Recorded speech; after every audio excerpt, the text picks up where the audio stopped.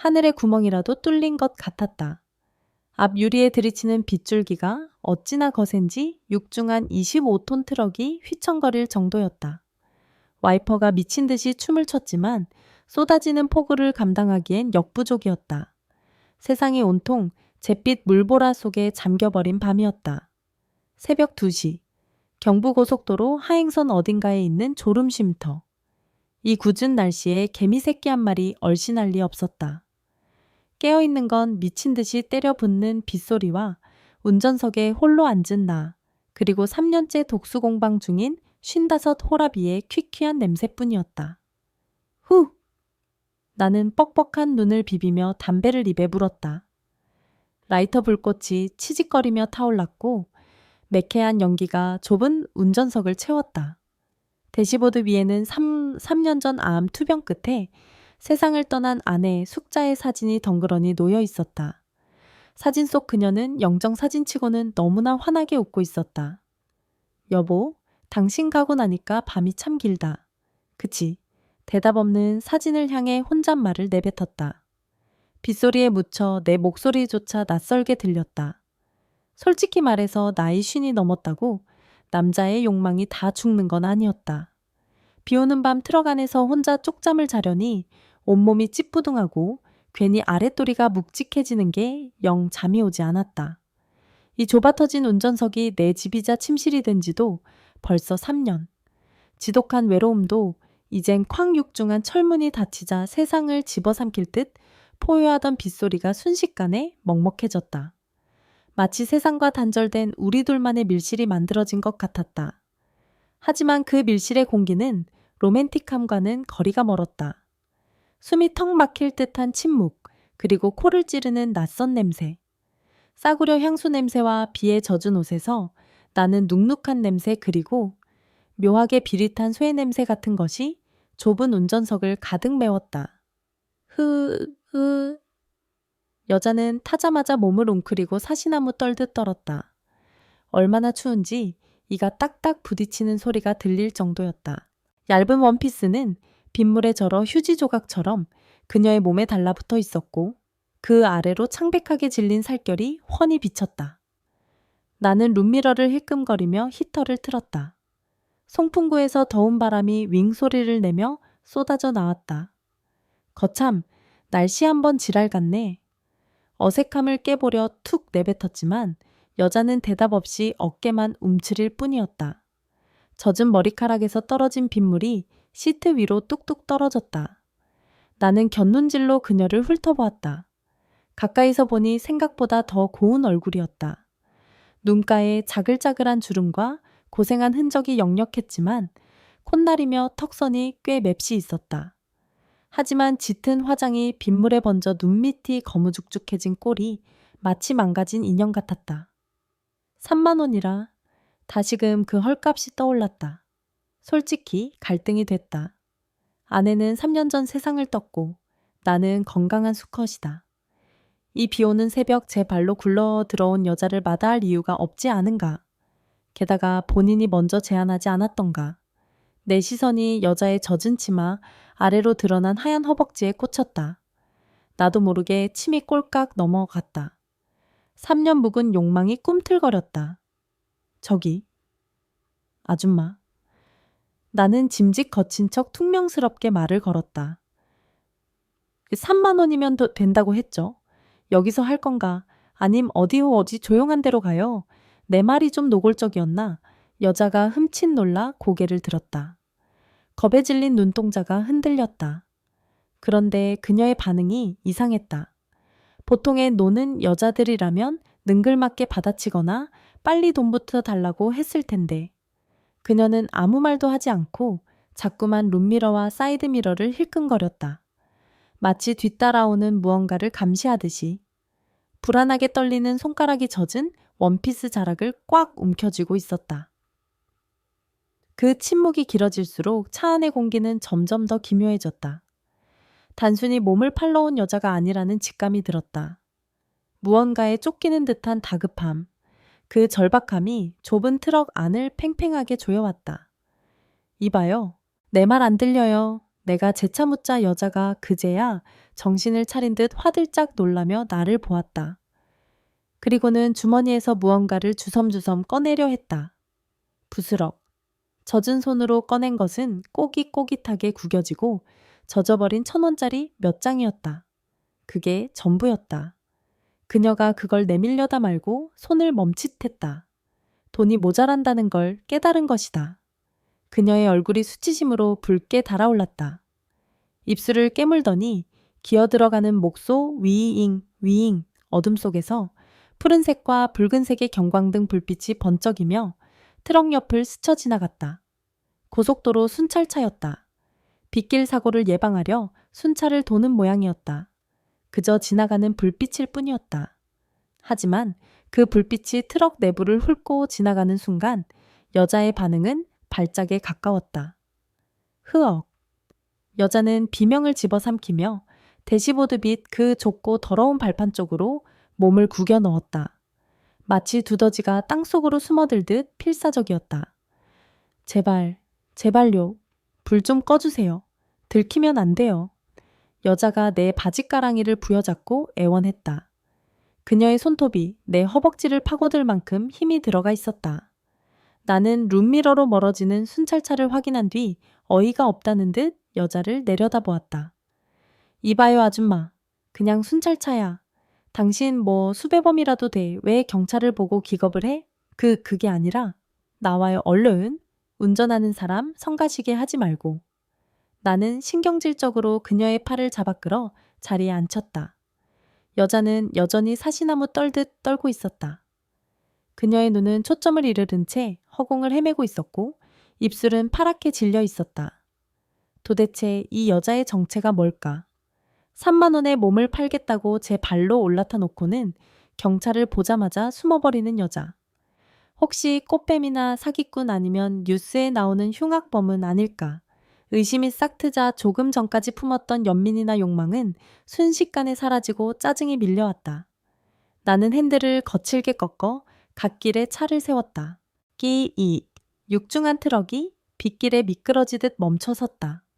나는 시동을 끄지 않은 채 몸을 돌려 여자를 노려보았다. 똑바로 말해봐요. 내 목소리에 날이 섰다. 당신 정체가 뭐야? 쫓기는 거야? 아님 죄라도 지었어? 사장님, 그런 거 아니에요. 제발 출발해주세요. 네.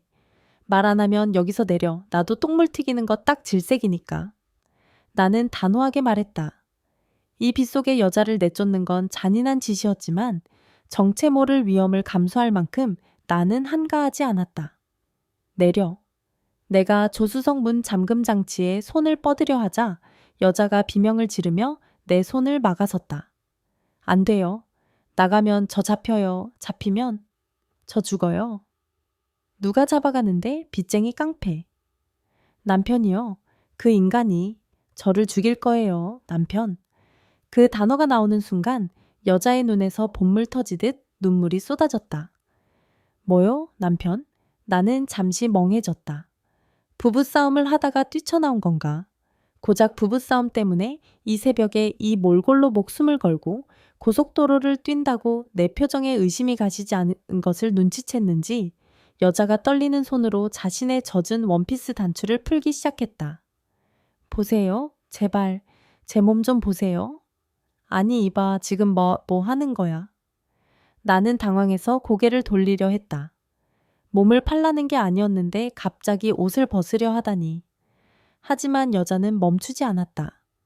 그녀는 빗물에 젖어 살가죽처럼 달라붙은 얇은 원피스를 어깨 아래로 거칠게 끌어내렸다. 그리고 실내등 불빛 아래 드러난 그녀의 등을 본 순간 나는 숨을 멈췄다. 그것은 사람의 등이 아니었다. 하얀 피부 위로 시퍼런 멍자국들이 지도처럼 얼룩져 있었다. 몽둥이 같은 것으로 구타당한 듯 길게 부어오른 자국 군화발로 짓밟힌 듯 선명한 발자국 모양의 피멍. 그뿐만이 아니었다. 옆구리 쪽에는 담뱃불로 지진 화상 자국이 붉게 짓물러 있었다. 골마 터진 상처에서 진물이 흘러나와 젖은 옷과 엉겨붙어 있었다. 지옥. 그녀의 몸은 지옥 그 자체였다. 이게 다 뭡니까? 내 목소리가 떨렸다. 이건 부부싸움 수준이 아니었다. 살인 미수였다. 짐승도 이렇게 때리지는 않을 것이다. 여자가 옷을 내 마누라 옆에 있는 놈 누구냐? 수화기 너머의 목소리는 낮고 껄끄러웠다. 마치 쇠를 긁는 듯한 그 목소리에는 소름 끼치는 살기가 서려 있었다. 단순히 화가 난 남편의 목소리가 아니었다. 그건 먹잇감을 노리는 맹수의 으르렁거림이었다. 나는 순간 등골이 오싹해졌다. 하지만 물러설 수는 없었다. 옆에서 여자가 입을 틀어막고 공포에 질려 바들바들 떨고 있었으니까. 누구냐고 묻잖아, 새끼야. 상대방이 다시 한번 씹어뱉듯 물었다. 나는 헛기침을 한번 하고 최대한 굵고 거친 목소리로 대꾸했다. 당신 누구야? 다짜고짜 반말이야. 하, 이 새끼 봐라. 목소리 들으니까 송장 냄새 나는 늙은이 같은데. 영감탱이 명대로 살고 싶으면 당장 차 세워 내 마누라 내리게 하라고. 이보시오. 당신이 누군지는 모르겠지만 사람 잘못 봤. 연기하지 마. 놈이 갑자기 고함을 질렀다. 고막이 찢어질 듯 했다. 그년 내 돈 훔쳐서 튀었어. 그게 3만 원이든 3억이든 내 허락 없이 나간 년은 다리 몽둥이를 분질러 놔야 직성이 풀리는 게 나야. 지금 그년 옆에서 덜덜 떨고 있지 바꿔. 당장. 놈은 모든 걸 알고 있는 듯 했다. 나는 슬쩍 여자를 보았다. 그녀는 고개를 세차게 저으며 두 손을 비비고 있었다. 제발 제발 넘겨주지 말라는 애원이었다. 전화 잘못 거셨습니다. 내가 전화를 끊으려 하자 놈이 다급하게 하지만 아주 비릿한 목소리로 웃으며 말했다. 끊어봐. 끊는 순간 집에 있는 혜원이 목은 따이는 줄 알아. 내 손가락이 종료 버튼 위에서 멈췄다. 혜운이, 아까 여자가 말했던 그 딸아이인가? 고3이라던. 옆에 있던 여자가 그 이름을 듣자마자 이성을 잃었다. 그녀가 내 팔을 붙잡고 소리 없는 비명을 질렀다. 눈동자가 뒤집힐 듯했다. 아이를 건드려 번쩍 룸미러에 날카로운 불빛이 꽂혔다. 마치 어둠 속에서 맹수가 눈을 뜬 것 같았다. 나는 미간을 찌푸렸다. 비가 잦아들 기미는 보이지 않았고 도로는 칠흑 같은 어둠에 잠겨 있었다. 그런데 뒤따라오는 차 한 대가 유독 신경 쓰였다. 상향등 쌍라이트를 켠 채 내 트럭 꽁무니에 바짝 붙어서 달리고 있었다. 그냥 급한 놈인가? 처음엔 그렇게 생각했다. 나는 2차선으로 차선을 변경해 길을 터주었다. 급하면 먼저 가라는 신호였다. 하지만 놈은 지나가지 않았다. 내가 차선을 바꾸자 놈도 똑같이 2차선으로 따라붙었다. 속도를 줄여도 높여도 마찬가지였다. 마치 내 트럭 그림자라도 된 양 집요하게 뒤를 물고 늘어졌다. 등줄기에 식은땀이 흘렀다. 직감이 경고음을 울렸다. 놈들이다. 왔어. 내 입에서 낮은 신음이 새어나왔다. 옆에서 불안에 떨던 미선 씨가 내 시선을 눈치채고 백미러를 보았다. 그리고 비명을 질렀다. 흐익 저 차? 검은색 승합차. 남편 차요? 아니요. 남편은 세단인데. 저건 남편이 부리는 놈들 차예요. 해결사 사무실 놈들. 해결사. 깡패 놈들이란 소리다. 폴더폰을 부숴버렸으니 위치 추적은 끊겼을 텐데 어떻게 이렇게 빨리 따라붙었을까? 아마 통화가 연결되었을 때 이미 근처까지 와 있었거나 톨게이트 CCTV를 해킹했을 수도 있다. 놈들은 생각보다 더 지독한 프로들이었다. 꽉 잡아요. 나는 핸들을 꽉 쥐고 기어를 변속했다. 부웅! 25톤 트럭의 엔진이 괴수처럼 포효했다. 뒤따라오던 승합차 검은색 스타렉스가 본색을 드러냈다. 놈들은 더 이상 숨길 생각이 없는 듯 1차선으로 치고 나오더니 내 트럭 옆으로 바짝 붙었다. 쾅! 놈들이 승합차 차체로 내 트럭의 타이어 쪽을 위협하며 들이받는 신용을 했다. 미친 짓이었다. 빗길 고속도로에서 시속 100km로 달리며 몸싸움을 걸다니. 꺄. 미선 씨가 머리를 감싸쥐고 비명을 질렀다. 이 미친 새끼들이 죽고 싶어서 환장했나. 내 안에 야성이 깨어났다. 20년 동안 도로 위에서 별의별 꼴을 다 봐온나다. 고작 양아치 몇 놈이 덤빈다고 쫄 것 같은가. 승합차 조수석 창문이 열리더니 웬 덩치 큰 놈이 몽둥이 같은 것을 흔들며 차를 세우라고 고래고래 소리를 질렀다. 빗소리에 묻혀 들리지는 않았지만 입 모양만 봐도 온갖 육두문자라는 걸 알 수 있었다. 나는 콧방귀를 뀌었다. 그래, 어디 한번 덤벼봐라. 덩치 싸움에서 누가 이기나 보자. 나는 핸들을 왼쪽으로 획 꺾었다. 25톤의 거대한 철덩어리가 1차선 쪽으로 밀고 들어갔다. 승합차 따위는 바퀴 하나로도 짓눌러 버릴 수 있는 압도적인 무게감이었다. 끼익, 기겁한 승합차가 비명을 지르며 중앙분리대 쪽으로 밀려났다. 놈들은 혼비백산에서 급브레이크를 밟았다. 봤지, 까불고 있어. 하지만 놈들은 포기하지 않았다. 잠시 뒤처지는가 싶더니 다시금 독사처럼 따라붙었다. 이번엔 트럭 앞으로 끼어들어 길을 막을 심산인 듯했다. 승합차가 맹렬한 속도로 치고 나갔다. 내 트럭 앞을 가로막고 급브레이크를 밟으면 나도 어쩔 수 없이 멈춰야 한다는 걸 노리는 수법이었다. 사장님 앞에요. 미선 씨가 다급하게 외쳤다. 승합차가 기어이 내 트럭 앞으로 대가리를 들이밀었다. 브레이크 등이 붉게 들어왔다. 여기서 멈추면 끝이다. 문을 여는 순간 놈들에게 끌려가 개패듯 맞을 것이고 미선 씨는 상상하기도 싫었다. 나는 브레이크 대신 엑셀을 더 깊게 밟았다. 미선 씨 눈 감아요. 네, 눈 감아. 나는 트럭에 상향등을 켜고 클락션을 길게 울렸다. 빵! 거대한 백고동 소리 같은 경적이 밤의 고속도로를 뒤흔들었다. 나는 속도를 줄이지 않고 놈들의 차 뒷범퍼를 향해 돌진했다. 비켜라. 안 비키면 밀어버린다. 그것은 치킨 게임이었다.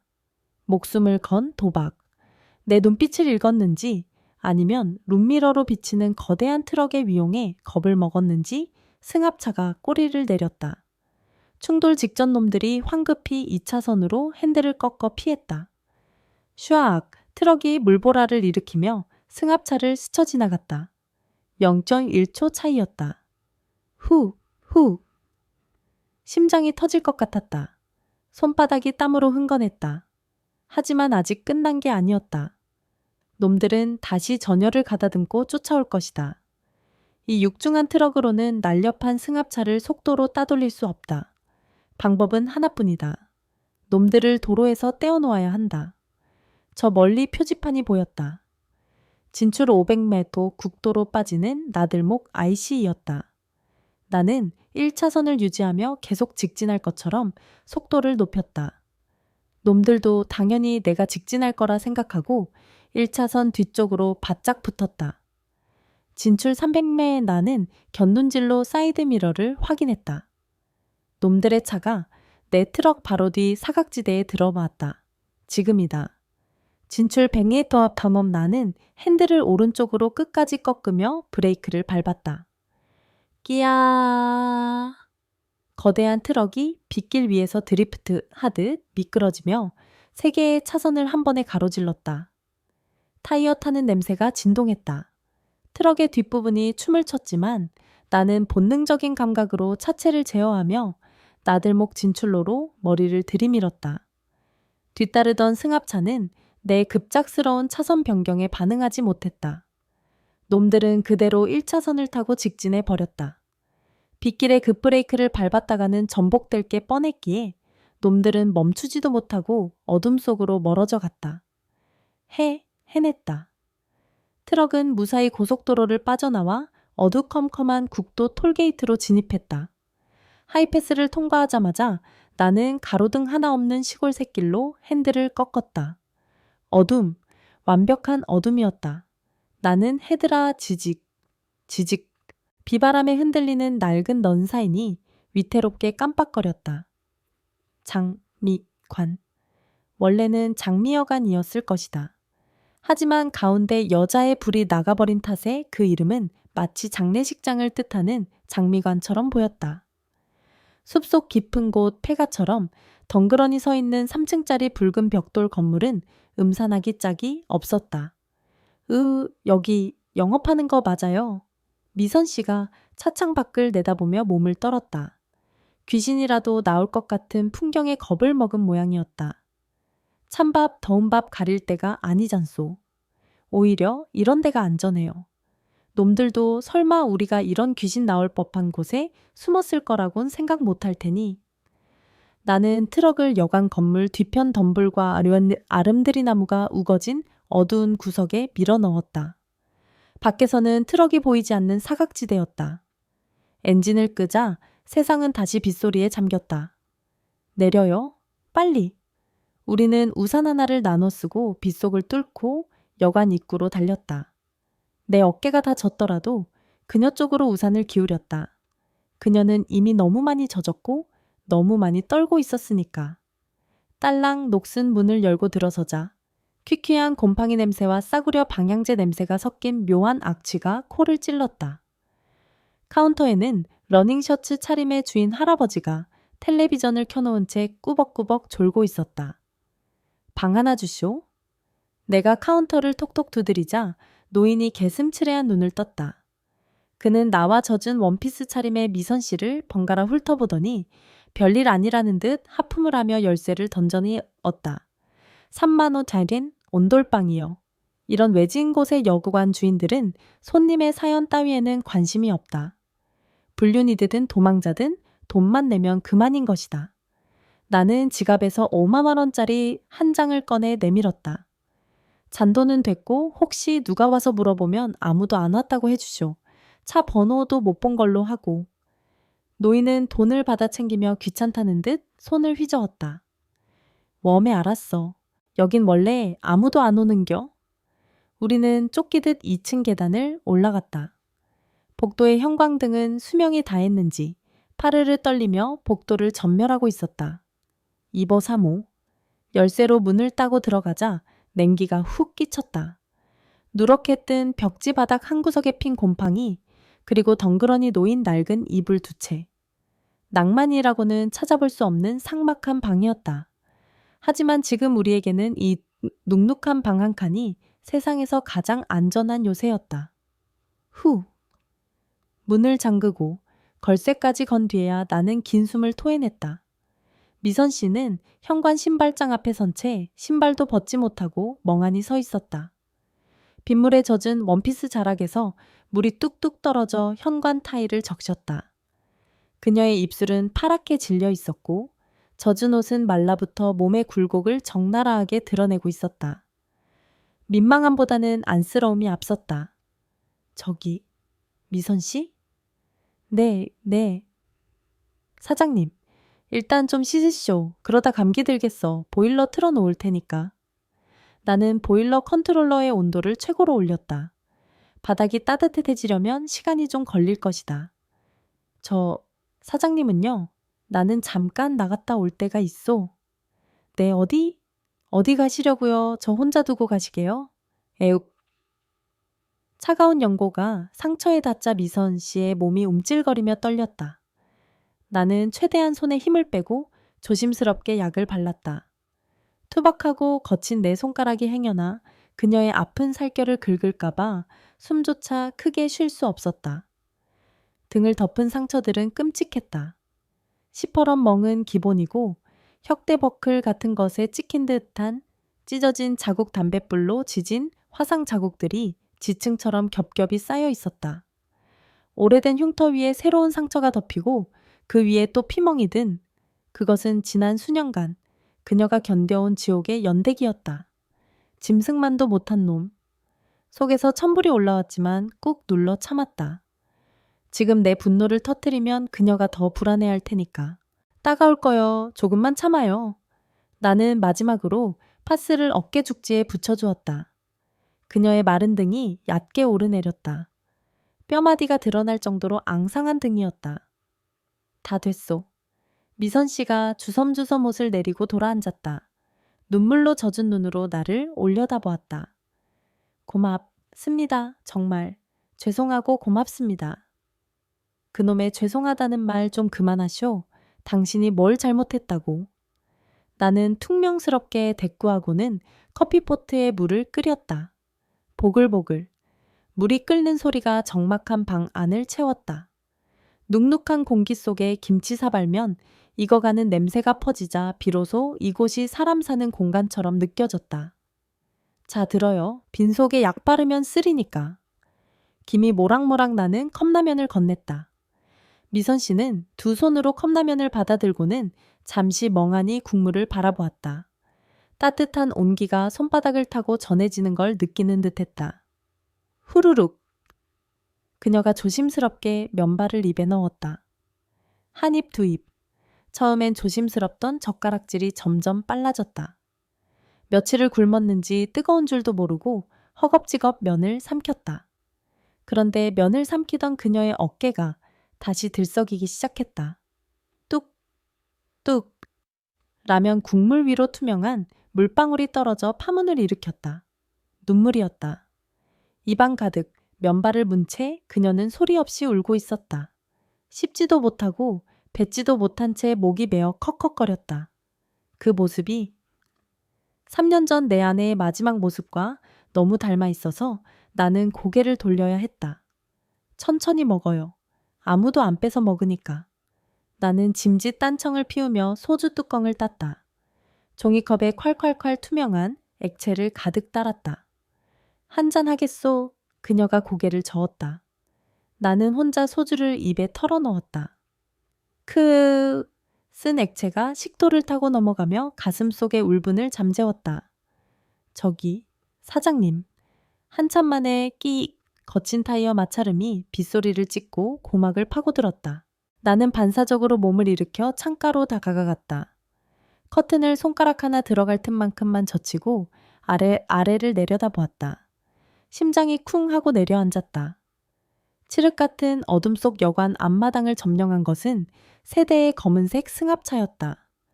헤드라이트 불빛이 비 내리는 마당을 대낮처럼 비추고 있었고 차 문이 열리며 건장한 사내들이 우르르 쏟아져 나왔다. 검은 양복 우산, 그리고 손에 들린 쇠파이프와 야구 방망이.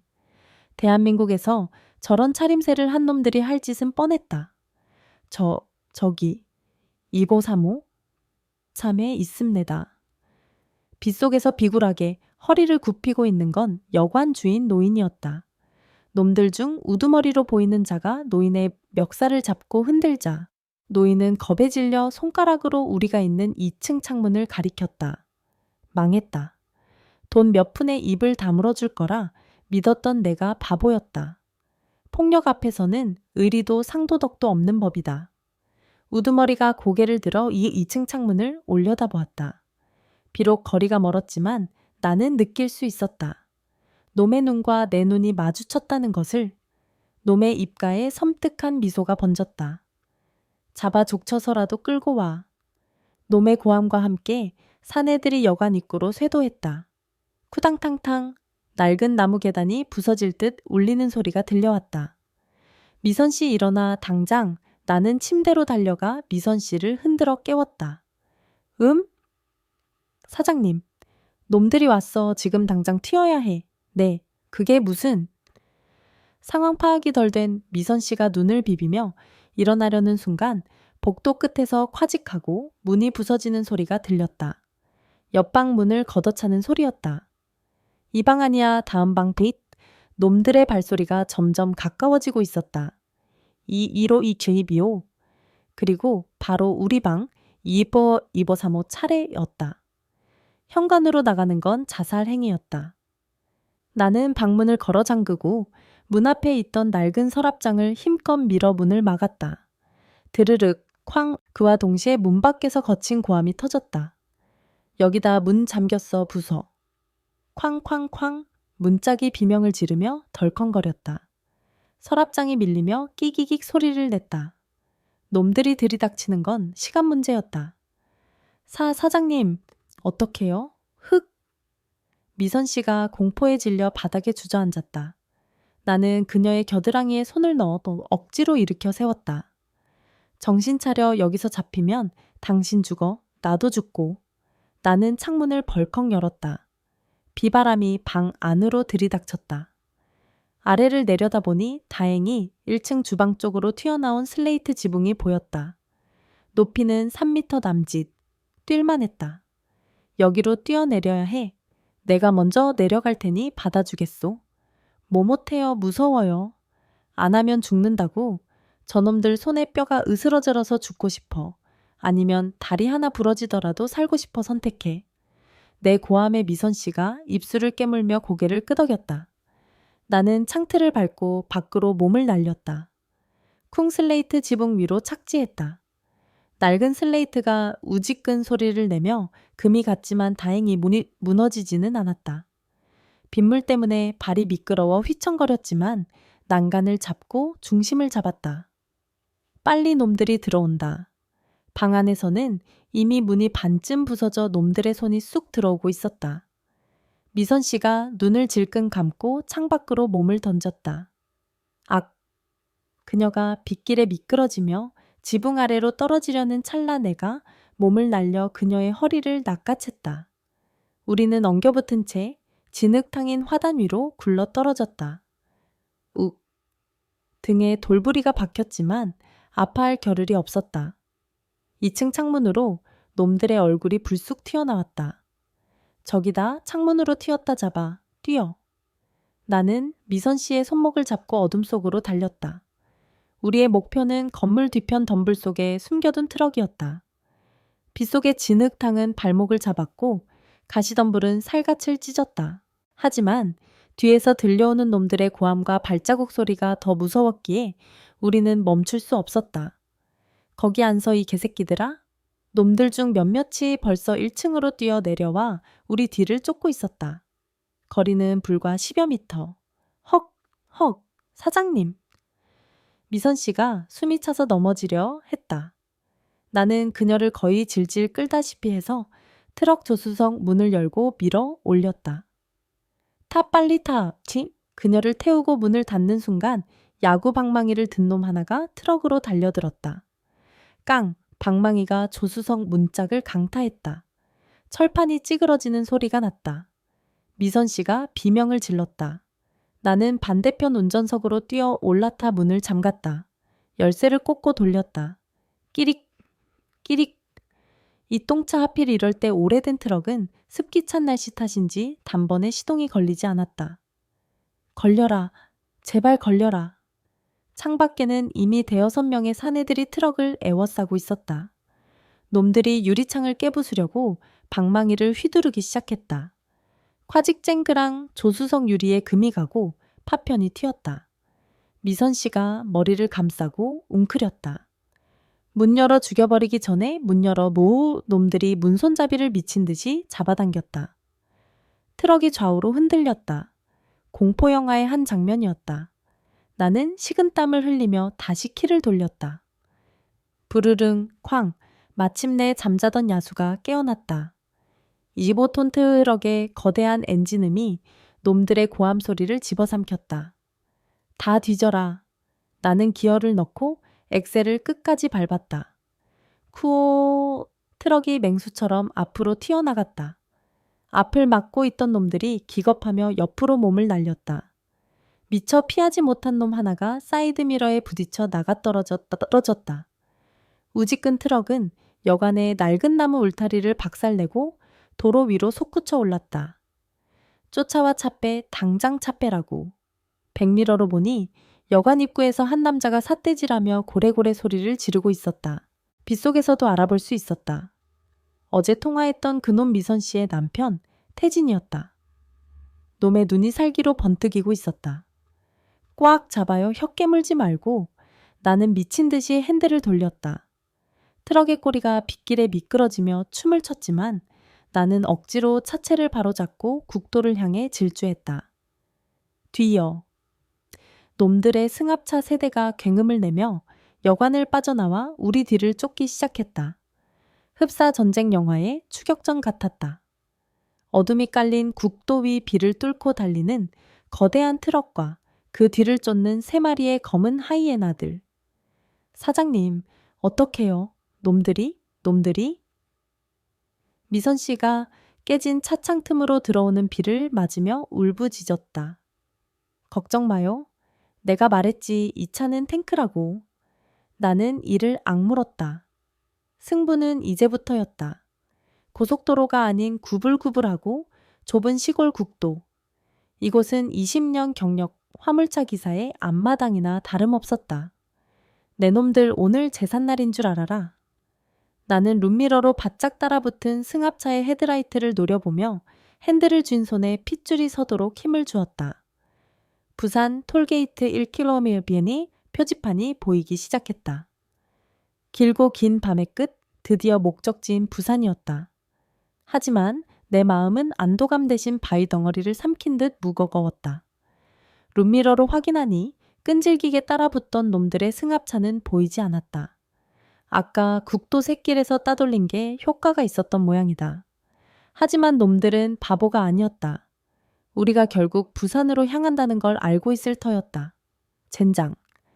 톨게이트 불빛이 가까워지자 내 입에서 욕설이 터져 나왔다. 평소라면 하이패스 차로를 쌩하니 통과해야 할 톨게이트 앞이 꽉 막혀 있었다. 붉고 푸른 경광등이 요란하게 번쩍이고 있었고 무장한 경찰들이 차들을 일일이 세워 검문하고 있었다. 단순한 음주 단속이 아니었다. 저 살벌한 분위기는 분명 특정한 용의자를 찾고 있다는 신호였다. 사장님, 저 조수석 발치에 웅크리고 있던 미선 씨가 고개를 들었다. 그녀의 얼굴이 다시 흑빛이 되었다.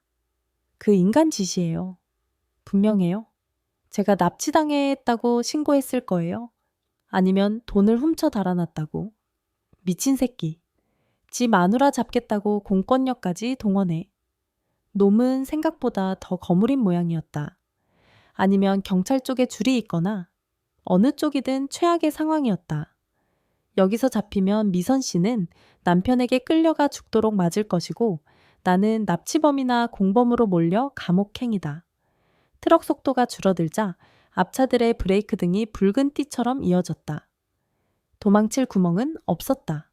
철컥. 그때 미선 씨가 조수석 문 잠금 장치를 풀었다.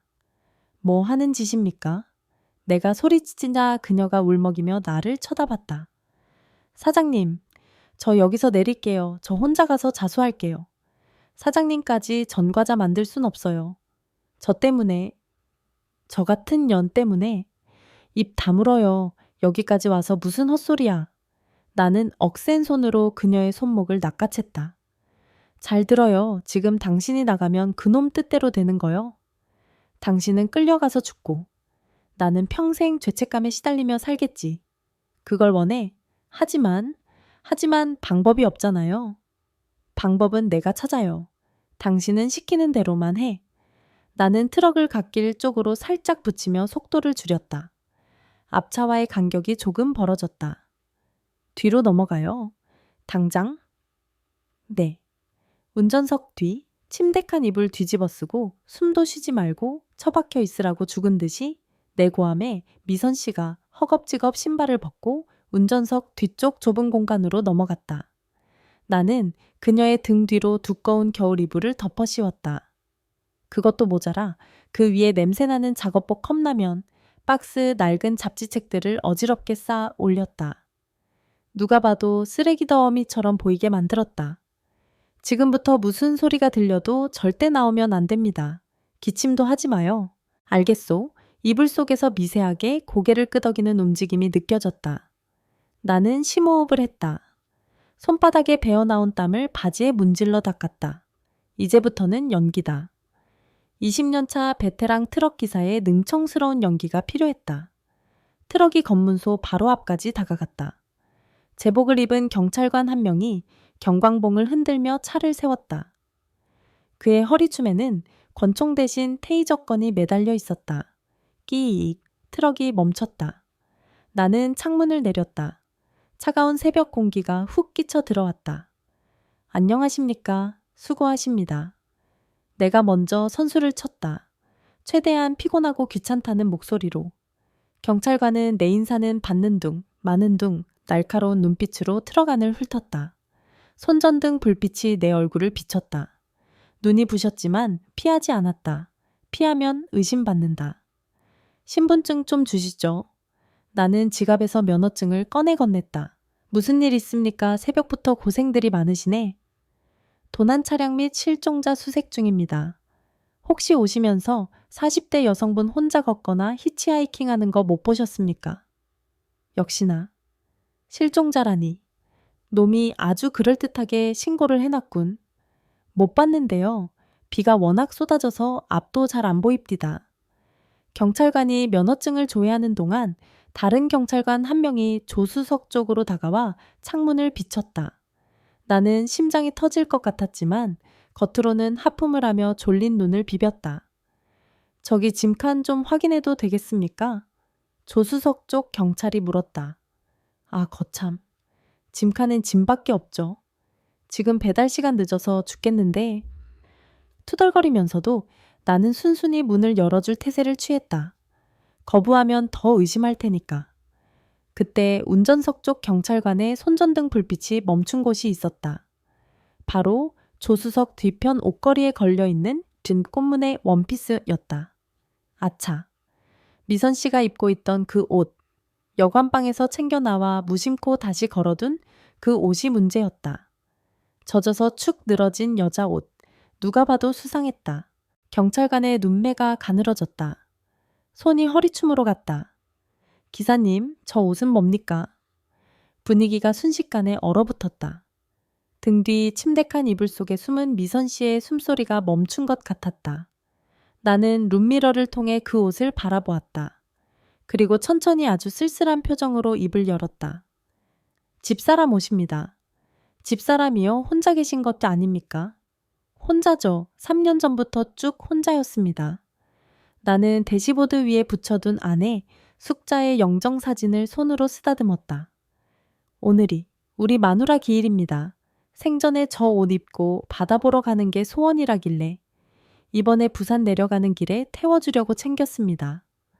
거짓말이었다. 하지만 100% 거짓말은 아니었다. 아내에 대한 그리움만큼은 진심이었으니까 내 목소리가 미세하게 떨렸다. 그런데 오는 길에 비가 들이쳐서 젖었지 뭡니까?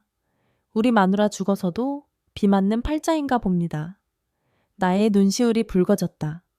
연기가 아니라 진짜로 눈물이 고였다. 중년 남자의 붉어진 눈시울. 그리고 영정 사진 속 해맑게 웃는 여자의 얼굴. 낡은 원피스. 이보다 더 완벽한 알리바이는 없었다. 대한민국 정서상 죽은 아내의 기일을 챙기는 호라비를 의심할 경찰은 많지 않다. 경찰관이 잠시 말을 잃었다. 그는 손전등을 내리고 영정사진과 나를 번갈아 보았다. 의심의 눈초리가 동정심으로 바뀌는 찰나였다. 아, 그러셨군요. 죄송합니다. 경찰관이 면허증을 돌려주었다. 신고된 인상착이랑 옷이 비슷해서 확인차 물어본 겁니다. 오해해서 죄송합니다. 아닙니다. 고생하십시오. 네, 안전운전하십시오. 경찰관이 거수경례를 하며 물러섰다. 바리케이드가 치워졌다. 나는 천천히 엑셀을 밟았다. 웅. 트럭이 검문소를 통과해 나갔다. 백미러 속으로 경찰관들의 모습이 점점 작아졌다. 톨게이트를 완전히 빠져나오고 한참을 더 달린 뒤에야 나는 참고 있던 숨을 터뜨렸다. 후흡, 하. 온몸의 힘이 쭉 빠져나갔다. 핸들을 잡은 손이 덜덜 떨렸다. 만약 경찰이 뒷좌석 이불을 들춰봤더라면, 만약 미선 씨가 기침이라도 했더라면 생각만 해도 아찔했다. 미선 씨, 이제 나와도 돼요. 내 말에도 뒤쪽은 조용했다. 혹시 질식이라도 한 건가? 나는 놀라서 갓길에 차를 세우고 뒤를 돌아보았다. 이불을 걷어내자 땀범벅이 된 미선 씨가 웅크리고 있었다. 그녀는 두 손으로 입을 틀어막은 채 소리 없이 오열하고 있었다. 내가 경찰에게 했던 말, 죽은 아내의 옷이라는 그 거짓말이 그녀에게는 얼마나 큰 죄책감과 동시에 감동으로 다가왔을지 짐작이 갔다. 살았소, 우리? 살았어. 내가 땀에 젖은 그녀의 머리카락을 쓸어 넘겨주며 말했다. 미선 씨가 와랑 내 허리를 끌어안았다. 흐어엉, 사장님, 사장님. 그녀의 울음소리가 새벽 공기를 갈랐다. 그것은 공포의 울음이 아니었다. 죽음의 문턱에서 돌아온 자의 안도감, 그리고 타인의 목숨을 구해낸 연대에 대한 뜨거운 눈물이었다. 차창 밖으로 멀리 부산항의 불빛이 별처럼 반짝이고 있었다. 동이 터오고 있었다. 가장 길고 어두웠던 밤이 비로소 끝나가고 있었다. 동이 터오고 있었다. 밤새 세상을 집어삼킬 듯 퍼붓던 장대비는 언제 그랬냐는 듯 그쳐 있었다. 구름 사이로 붉은 아침 햇살이 비치자 젖은 아스팔트 위로 물안개가 피어올랐다. 지옥 같았던 밤이 지나고 거짓말처럼 평온한 아침이 찾아온 것이다. 다 왔소. 나는 톨게이트를 지나 한적한 시내 외곽의 식당 골목 어귀에 트럭을 세웠다. 아직 이른 시간이라 문을 연 가게는 없었지만 인적 드문 이곳이 그녀가 몸을 숨기기엔 적당해 보였다. 미선 씨. 그녀가 멍한 눈으로 창밖을 바라보다가 퍼뜩 정신을 차렸다. 아, 네 사장님. 여기서 내려서 택시 타고 가요. 내가 친구분 가게 앞까지 태워주면 좋겠지만 이 큰 차가 들어가면 오히려 눈에 띄어서 곤란할 거요. 아니에요. 여기까지 데려다 주신 것만 해도 정말 감사합니다. 미선 씨는 헝클어진 머리를 대충 매만지며 자리에서 일어났다. 내 헐렁한 티셔츠와 트레이닝 바지 차림. 몰골은 말이 아니었지만 그녀의 눈빛만은 어젯밤과 달리 조금은 단단해져 있었다. 살아서 돌아왔다는 안도감 때문일 것이다. 저기 옷은 제가 나중에 꼭 세탁해서 돌려드릴게요. 됐소. 넝마 같은 옷인데 버려도 그만이요. 나는 퉁명스럽게 말하며 주머니를 뒤적거렸다. 손끝에 두툼한 봉투의 질감이 느껴졌다. 어젯밤 편의점에 들렀을 때 현금 인출기에서 뽑은 돈이었다. 내 비상금 통장에 있던 잔고를 탈탈 털어 만든 30만 원.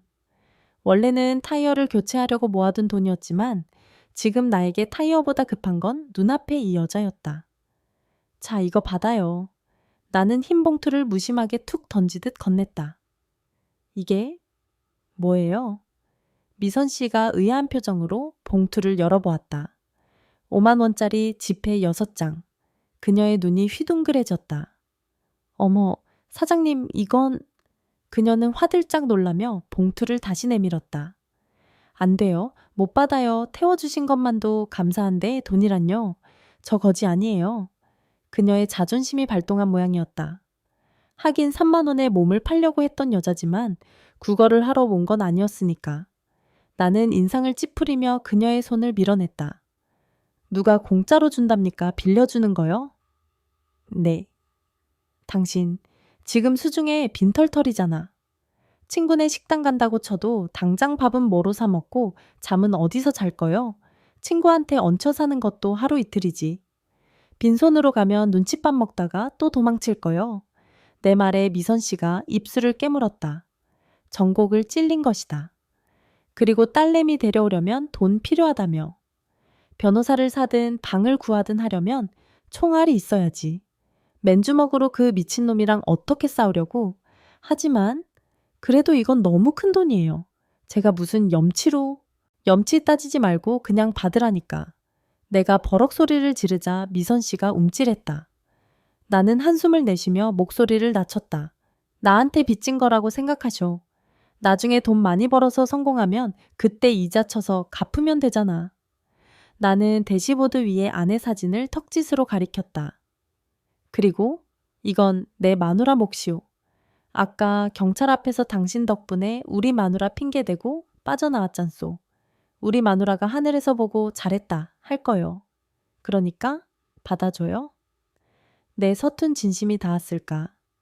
미선 씨의 눈에서 다시 닭똥 같은 눈물이 뚝뚝 떨어지기 시작했다. 그녀는 떨리는 손으로 봉투를 가슴에 꼭 끌어안았다. 사장님. 울지 마요. 재수없게 아침부터 왜 울고 그래. 나는 짐짓 딴청을 피우며 창밖을 내다보았다. 나도 모르게 코끝이 시큰해졌다. 약속 하나 합시다. 네. 죽지 마요. 그리고 그놈한테 다시는 잡히지 마요. 악착같이 살아서 보란 듯이 성공해서 떵떵거리고 사시오. 그게 당신을 때린 그놈한테 그리고 당신을 구해준 나한테 하는 최고의 보답이오. 알겠소. 미선 씨가 눈물을 닦으며 고개를 세차게 끄덕였다. 네, 사장님. 꼭 그럴게요. 죽지 않고 정말 잘 살게요. 그래요? 그거면 됐소.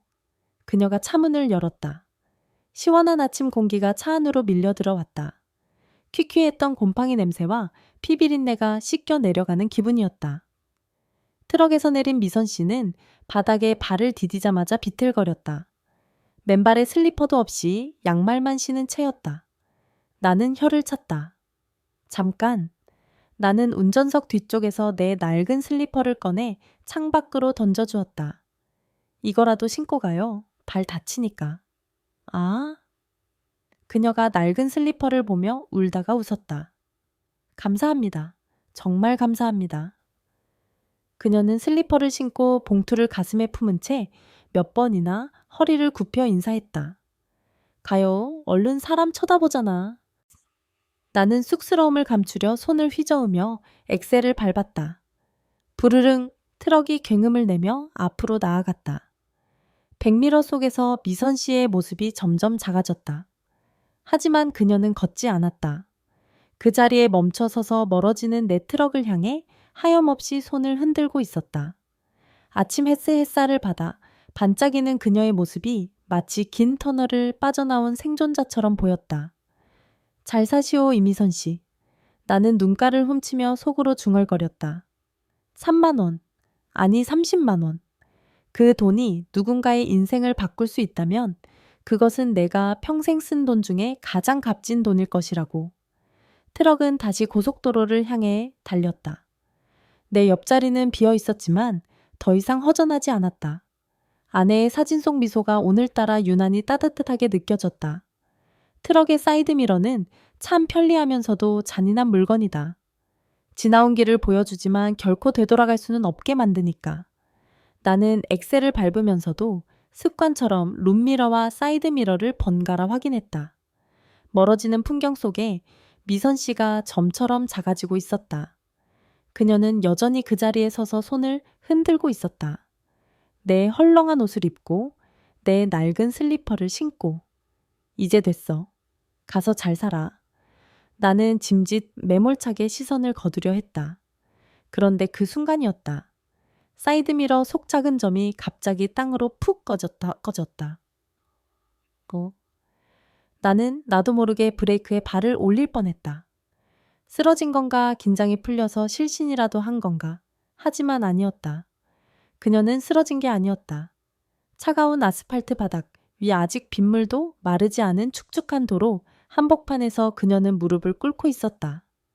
그리고 천천히 아주 천천히 상체를 숙였다. 이마가 땅에 닿을 때까지. 양손을 가지런히 모으고 바닥을 짚은 채. 그것은 큰절이었다. 자신을 구해준 생명의 은인에게 그리고 떠나가는 뒷모습을 향해 바치는 가장 낮은 자세의 인사.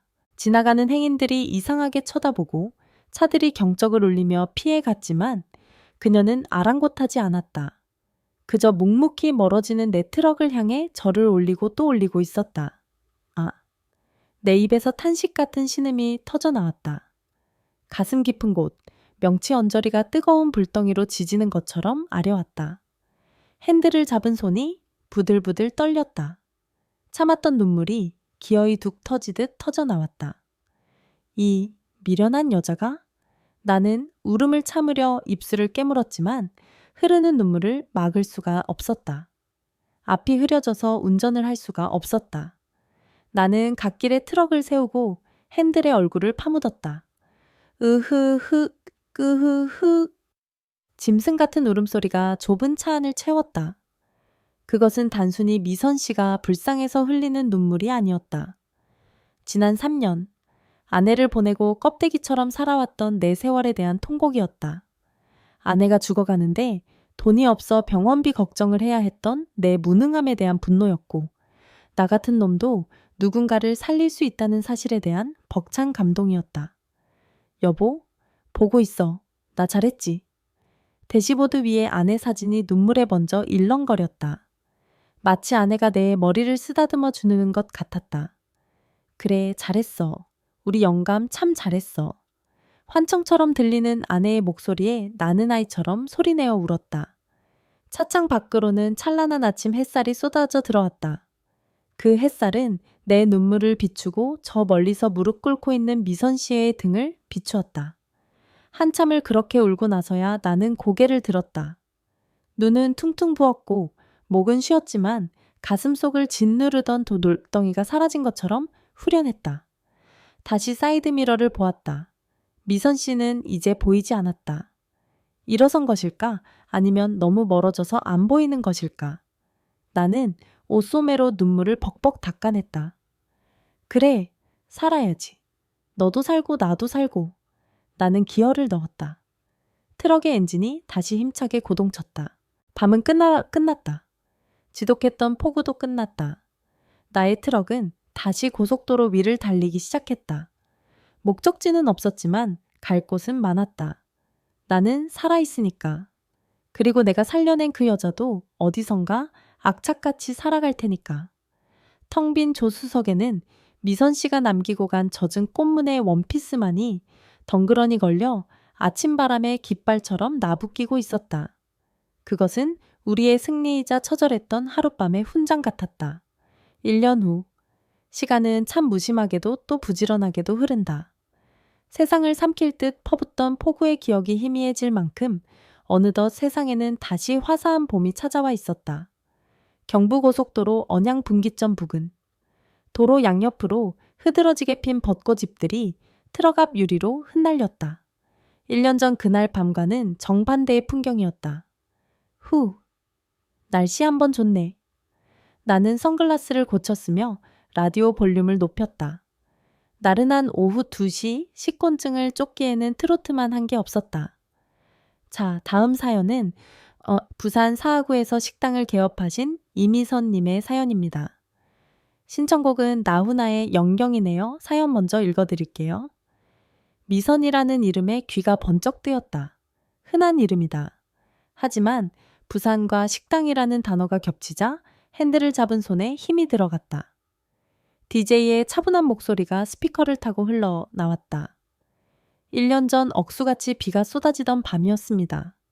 가정폭력을 견디다 못해 맨발로 도망쳐 나온 저를 아무런 대가 없이 구해주신 트럭 기사님이 계십니다. 심장이 쿵 내려앉았다. 트럭의 속도가 저절로 줄어들었다. 저는 가진 돈이 3만 원뿐이라 염치 없게도 그걸로 차비를 대신하려 했습니다. 아니, 솔직히 말하면 제 몸이라도 팔아서 도망치고 싶었습니다. 그만큼 절박했으니까요. 하지만 그 기사님은 저를 딸처럼, 여동생처럼 지켜주셨습니다. 상처투성이인 제 등에 약을 발라주시고 당신 드실 컵라면을 양보해 주셨죠. 라디오 사연은 계속되었다. 그날 밤 놈들과의 추격전 낡은 여관방에서의 하룻밤, 그리고 이튿날 아침에 이별까지. 헤어질 때 그분은 제 손에 30만 원이 든 봉투를 쥐어주셨습니다. 본인 비상금이라며 나중에 성공해서 갚으라고 퉁명스럽게 말씀하셨지만 돌아선 눈가가 붉었던 걸 저는 기억합니다. 내 눈앞이 뿌얘지기 시작했다. 1년 전 그 처절했던 밤의 기억이 벚꽃잎처럼 되살아났다. 그 돈 30만 원은 저에게 30억 아니 300억보다 더 큰 생명줄이었습니다.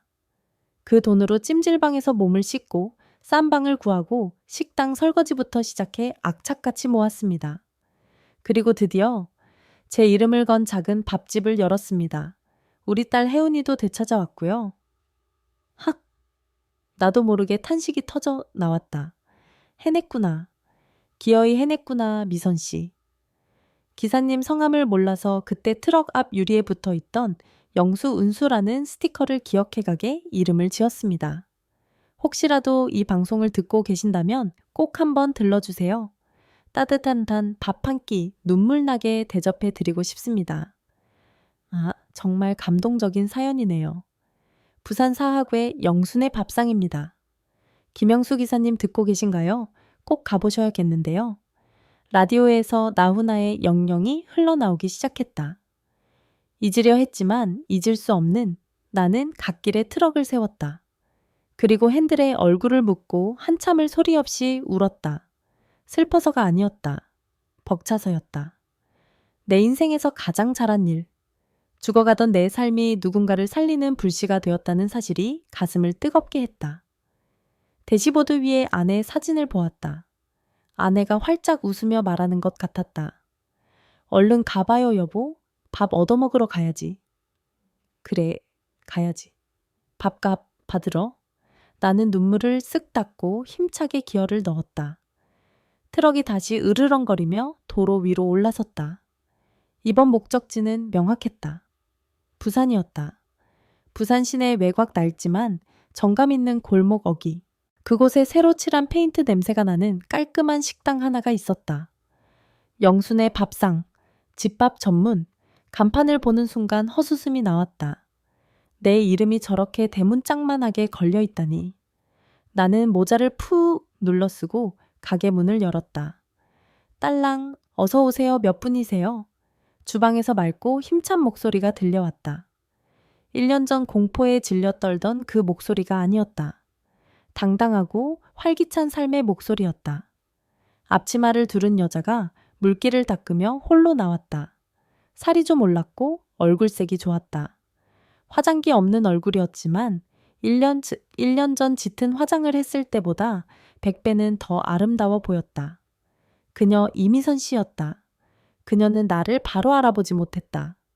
모자를 눌러 쓴 데다 역광 때문에 얼굴이 잘 보이지 않았을 테니까. 일행 있으세요? 편한 데 앉으세요. 나는 모자를 벗었다. 그리고 1년 전 톨게이트 앞에서 그랬던 것처럼 덤덤하게 하지만 조금은 쑥스럽게 입을 열었다. 돈 받으러 왔습니다. 네. 미선 씨가 눈을 동그랗게 떴다. 쟁반을 든 손이 멈췄다. 30만 원. 이자 쳐서 갚는다고 했잖소. 국밥 한 그릇으로 퉁치기로 한 것 같은데. 그녀의 눈이 점점 커지더니 이내 물기가 차올랐다. 쟁반이 챙그랑하고 바닥으로 떨어졌다. 사장님, 가게 이름이 영순의 밥상이라며? 김영수가 와야 진짜 영순의 밥상이지. 내가 빙긋은 웃었다. 미선 씨의 입술이 파르르 떨렸다. 그녀는 1년 전 아스팔트 위에서 그랬던 것처럼 당장이라도 주저앉아 울 것 같은 표정이었다. 그때 주방 안쪽에서 단발머리 여학생 하나가 고개를 내밀었다. 엄마 무슨 일이야 컵겠어. 사진으로만 봤던 딸 혜운이었다. 미선 씨가 눈물을 벅벅 닦으며 딸을 불렀다. 혜운아, 나와봐. 인사드려. 내 학비 그리고 우리 생명 구해주신 은인 아저씨야. 뭐 영문을 모르는 혜운이가 눈을 껌벅거리며 나왔다가 엄마의 분위기를 감지하고는 배꼽 인사를 했다.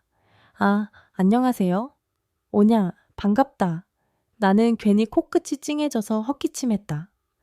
배고프네. 여기 밥 줍니까? 미선 씨가 울다가 웃었다. 활짝 핀 벚꽃보다 더 환한 미소였다. 네, 제일 맛있는 거로, 아니 메뉴에 없는 것까지 다 해드릴게요. 평생 해드릴게요. 그녀가 내 소매를 잡아 끌어 제일 안쪽 상석으로 안내했다.